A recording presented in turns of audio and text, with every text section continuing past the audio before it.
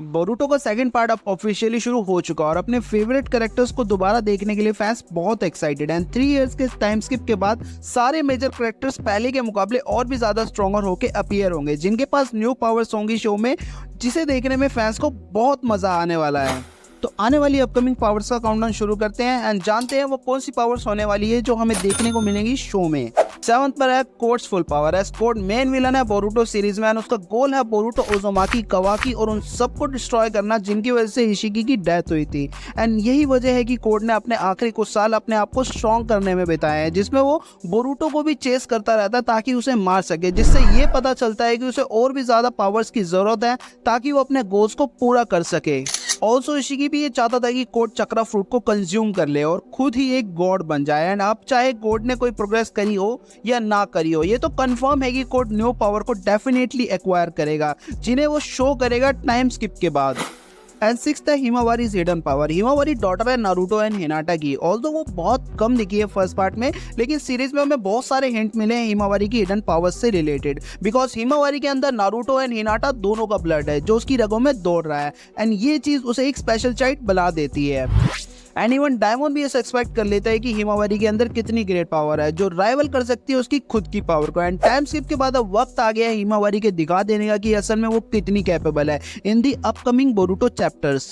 5th पर आती है कवाकी की मैच्योर्ड। कवाकी वो पावर होल्ड करता है जो कभी इशिकी पोजेस करता था, एंड जब उसका कर्मा दोबारा रिस्टोर हो जाता है तब कवाकी पावर्स के मामले में अपने आप को मैसिवली इंप्रूव कर लेता है। एज कवाकी टाइम स्किप से पहले अपनी पावर्स को फुल्ली मैच्योर नहीं कर पाया, और इसका अंदाजा हम लगा सकते हैं उसकी आइज से, जिसमें हम देख सकते हैं कि जो उसकी आइज है उसमें ट्रायंगल पूरा नहीं है, जो टाइम स्किप के बाद पूरे 8 ट्रायंगल्स हो जाएंगे। मतलब वो अपनी पावर्स को फुल्ली मैच्योर कर लेगा। फैंस को कवाकी की बिल्कुल ही न्यू पावर्स को देखने में बहुत मजा आएगा इन आर्क ऑफ बोरुटो, जो देखने में बहुत ही एक्साइटिंग होगा।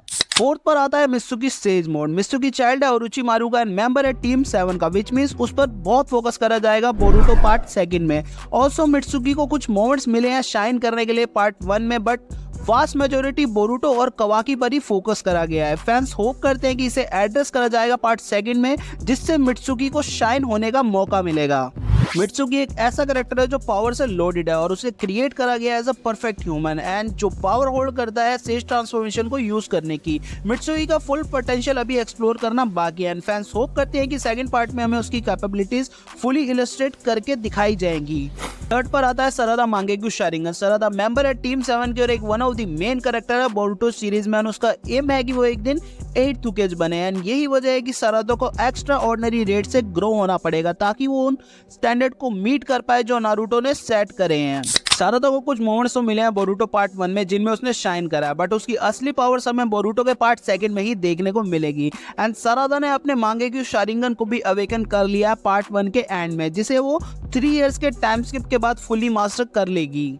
2nd पर आता है बोरुटो जोगान। कर्मा रिसीव करने के बाद बोरुटो की फाइटिंग प्रोग्रेस में हमें काफी स्पाइक देखने को मिला है। हाउएवर बोरुटो के पास पहले से ही उसकी खुद की यूनिक पावर थी कर्मा मिलने से पहले, जो है जोगान। जोगान एक मिस्टीरियस आई है जो हमें बहुत ही कम ओकेजन्स पर देखने को मिली है स्टोरी में। फैंस का ये मानना है कि ये डीपली कनेक्टेड है ओत्सुसुकी क्लैन के साथ, जिसका मतलब ये है कि ये ट्रिमेंडस पावर को होल्ड करती है। एंड बोरुटो हमें काफी बार कॉन्शियसली जोगान को यूज करते हुए दिखा है, जिससे हम अंदाजा लगा सकते हैं वो टाइम स्किप के बाद जोगान को फुली मास्टर कर लेगा।